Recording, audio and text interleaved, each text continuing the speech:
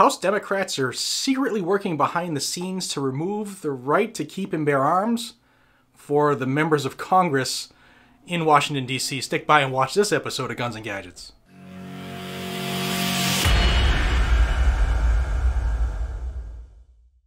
Hey everybody, welcome back to Guns and Gadgets, your source for Second Amendment news. Video number 2 for today. My boss said I had to work today, and since my boss is me, I guess I gotta do what I gotta do. But there's a lot going on Second Amendment related. That's why we're here again. A lot of us in the gun community were actually pretty happy when Lauren Boebert was elected to Congress from Colorado. For those of you who aren't aware who Lauren Boebert is, she famously stood toe-to-toe with Beto O'Rourke when he was campaigning for president, right after he said this. Hell yes, we're going to take your AR-15, your AK-47. We're not going to allow it to be used against our fellow Americans anymore. Well, when Beto was in Colorado, Lauren drove down and was right in front of him when she said this. Hello, thank you so much for taking my question. My name is and I drove down here from Rifle, Colorado to speak with you today. I was one of the gun-owning Americans that heard your speech and heard what you had to say regarding hell yes, we're going to take your AR-15s and your AR. And Let's be respectful. Let's be respectful. Well, I am here to say hell no, you're not. So with that, I would like to know how you intend to legislate evil, because it is not the gun, it is the heart of the man that does that. We all have stories. Excuse me. Let's allow her to finish, please. We can all have these stories. We all have the experiences. I was living in Aurora during Columbine. I had just recently moved when the Aurora shootings happened, yet I have very close ties here. Yet all of those people were there defenseless. They had no way to defend themselves against a crazed shooter. So I want to know how you intend to legislate the hearts of men and leave American citizens like myself, American mothers. I have 4 children. I'm 5'0", 100 pounds. Cannot really defend myself with a fist. It's okay. Please let's allow her to finish. I don't have my AR-15 today. I have my Glock. Well, you shouldn't have it. Don't worry, sir. I have your back. Anyway, I want to know how you're going to legislate that, because a criminal, by defense, breaks the law. So all you're going to do is restrict law-abiding citizens like myself. We all know that you, sir, have a criminal history, and I understand that burglars do not like armed defense. It's okay. Yes, sir. Burglars do not like armed defense, yet that is a right that we have that shall not be infringed in America. So right away, a lot of us in the community took notice of this woman who stood toe-to-toe with a wannabe tyrant and told him basically, pound sand, you're not doing it. And that was solid. We need a hell of a lot more people like her, not only in Congress, but in America, just to stand up for our rights. But the good news is Lauren ran for Congress and won, and she has voiced her intentions since the election on carrying during her swearing in, which a-okay. Now sometimes you'll notice that the anti-gunners, particularly in Congress, they usually Democrat, but they do have anti-gun Republicans too, but usually things that they're not aware of, they'll push back once they're made aware of it. For instance, like what happened in the video I did earlier today with the body armor ban in New York, where one of the assemblymen said, I didn't know people could legally own body armor, we must ban it. Well, in this case, some of the anti-gunners in the House didn't want Miss Boebert to be able to carry and protect herself in one of the most dangerous cities in the country, Washington, D.C. Now, I'll put on the screen here a letter signed by 21 cowards in Congress that was addressed to Speaker of the House, Nancy Pelosi, as well as Kevin McCarthy, who is the minority leader in the House. It says this: Dear Speaker Pelosi and Minority Leader McCarthy, we write to ask for the inclusion of language in the House Rules Package for the 117th Congress, that's the Congress that starts here this year in 2021, banning members from carrying firearms on Capitol grounds. Currently, members of Congress are exempt from the firearms prohibition in 40 U.S.C. Section 5104 under the Capitol Police Board's regulations. These regulations, which date back to 1967, raise several serious concerns. For example, the regulations do not direct members of Congress to secure firearms that are stored within their offices. As you know, members' offices are open to staff, visitors, and the general public, and a firearm that is not secured could easily end up in the wrong hands. Moreover, the regulations do not appear to be enforceable.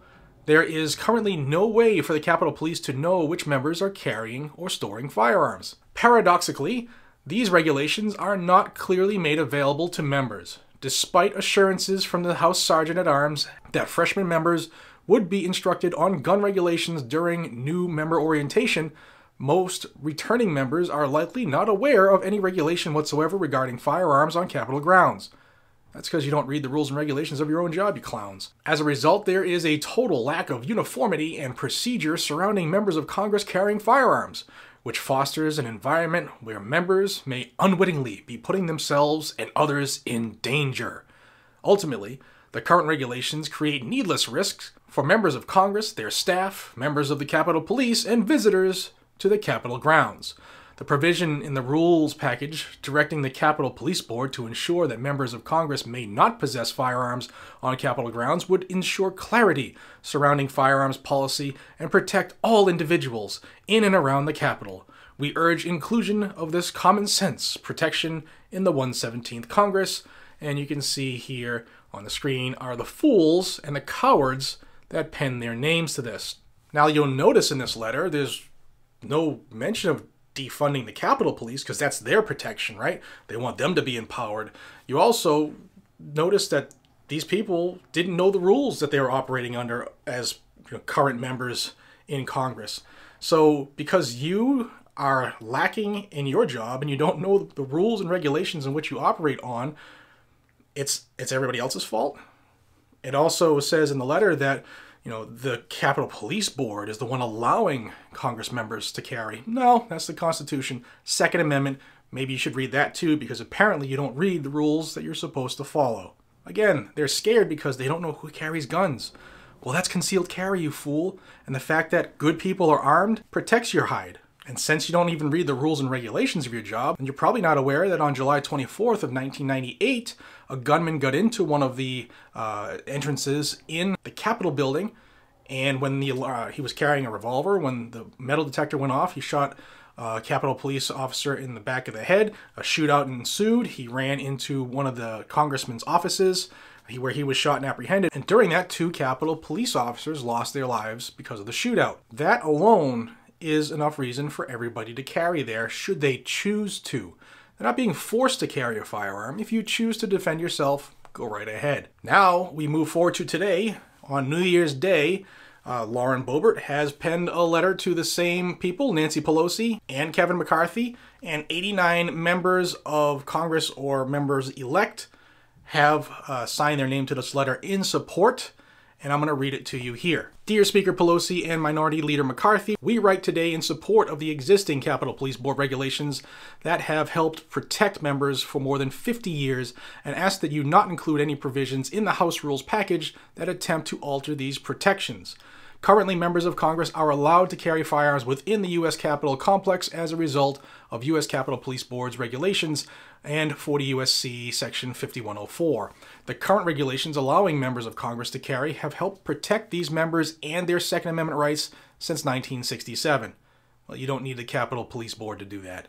There are substantial precedents for this type of regulation throughout the U.S. According to the National Conference of State Legislators, more than 24 states allow guns in Capitol buildings. Of those, 9 permit open carry, 13 allow firearms owners with permits to carry, and 4 allow legislators or legislative staff to carry in the Capitol. Washington, D.C. has a violent crime problem, and D.C.'s violent crime rate is 158% higher than the national average. In 2020 alone, there have been more than 180 homicides, more than 1,500 assaults with a deadly weapon, and more than 1,800 robberies. Furthermore, there is a history of violent attacks on members of Congress and Capitol Police. On March 1st, 1954, 4 members of the Puerto Rican Nationalist Party entered the House chamber and opened fire onto the House floor. 5 congressmen were wounded in the shooting. On July 24th, 1998, a gunman entered through a member and employee entrance on the east side of the Capitol with a 6-shot revolver. When the metal detector alarm went off, the gunman shot a Capitol police officer in the back of the head and then fled to a corridor filled with several House leadership offices while engaging in a shootout. The gunman was shot and apprehended after entering the office of Majority Whip Tom DeLay. Tragically, 2 Capitol police officers died in the 1998 shooting. On June 14, 2017, a practice session attended by 24 members of Congress at Eugene Simpson Stadium Park in Alexandria, Virginia, for the annual congressional baseball game for charity, a gunman opened fire on the members and engaged in a 10-minute shootout with officers from the Capitol Police. The 3 Capitol Police officers present at the practice were assigned to protect Whip Scalise, who, due to his House leadership position, had a full-time security detail. Had these heroes not been there, the 24 members of Congress present at the practice would have been unguarded, and it's likely several more would have been critically injured or even killed. Some of those members are now licensed to carry firearms in D.C. If members can't carry on Capitol grounds, they can't protect themselves in D.C. while making their way to and from their offices to perform their official duties. The last mile transmission of self-protection is critical. The current regulations provide transitional coverage once the member is physically on campus. Changing the current regulations would create new problems and uncertainty for lawful carrying members in terms of what to do with a firearm once the member arrives at the congressional complex. Moreover, and most importantly, members need to be able to protect themselves once the member is in the public space/street and out of the protective care of the Capitol Police. If the current regulations are changed, the member will be at risk of physical assault and real danger, especially after voicing views of his or her constituents that may not be held by others physically present in Washington, D.C. A 1946 law defines the area of the U.S. Capitol grounds. A 1967 law expanded the prohibition on discharging firearms on U.S. Capitol grounds in Section 6 of the 1946 law. The 1967 law expanded that prohibition to include the prohibition on carrying or having a readily accessible firearm. However, the 1967 law has an exemption for regulations promulgated by the Capitol Police Board, and it states nothing contained in this section shall forbid any act of any member of Congress or any employee of a member of Congress which is performed in the lawful discharge of his official duties. A memorandum by the U.S. House Office of General Counsel addressed what constitutes lawful carrying on Capitol grounds as well as or other lawful purposes. The Office of General Counsel memo concluded that lawful carrying depends on the applicable state prohibitions. The memorandum cited U.S. v. De La Cruz Bancroft 2010, in which the court concludes that the plain language of it is clear. It provides that carrying a firearm in a federal facility, incident to hunting, or any other lawful purpose is lawful. Protecting the safety and lives of members of Congress is of the utmost concern and isn't a partisan issue. We ask that you stand with members of Congress on both sides of the aisle that support the lawful and current Capitol Police Board regulations that have existed for more than half a century. And you can pause this screen here. I'll try to get them all. These are the people who signed that letter.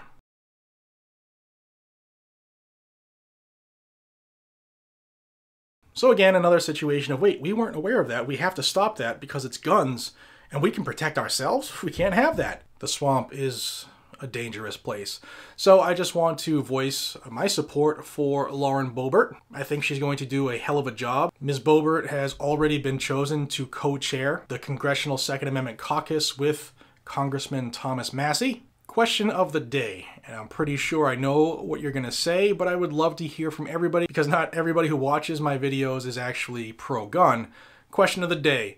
Do you think that the right to keep and bear arms and the fact that it shall not be infringed should mean the same in Washington, D.C., whether you're a congressperson or a civilian? And follow that up, do you think that we should even have permits to carry for each state?